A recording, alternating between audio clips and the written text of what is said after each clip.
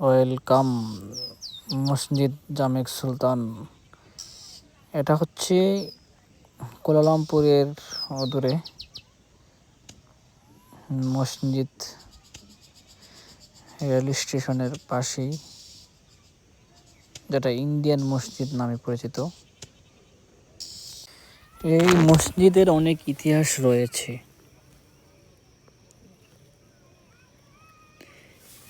James মসজিদ নামেও পরিচিত। আনুষ্ঠানিকভাবে সুলতান আব্দুল সামাদ জেমস মসজিদ মালয় ডাকা হয়। এটি মালয়েশিয়ার কুয়ালালামপুরের প্রাচীনতম মসজিদগুলির একটি। দেখুন চারপাশটা অনেক সুন্দর। এটি স্থানীয় ক্লাংক এবং গম্পাক নামক নদীর মিলিত মোহনায় অবস্থিত। মসজিদটি জানাটন পিরাক এর অধিকার রয়েছে। 1909 সালে নির্মিত এই মসজিদটি ডিজাইন করেন আর্থার বেনিনস হাবব্রাক। ইসলামী মুঘল স্থাপত্যরীতিতে তৈরি এই মসজিদটি মালয়েশিয়ায় ইসলামী ঐতিহ্যের এক অনন্য নিদর্শন। বর্তমানে মসজিদটির কুয়ালালামপুর ইসলামী কাউন্সিল পরিচালিত করে আসছে। মসজিদে দুটি বড় মূল মিনার রয়েছে, এছাড়া কিছু ছোট মিনার রয়েছে।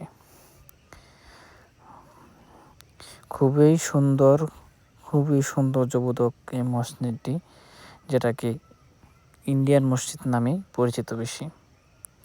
জামেক নাম মূলত মালয় ভাষা থেকে এসেছে, যার সমতুল্য আরবি শব্দ, অর্থাৎ এমন একটি জায়গা যেখানে মানুষ উপাসনার ইবাদতের জন্য সমবেত হয়।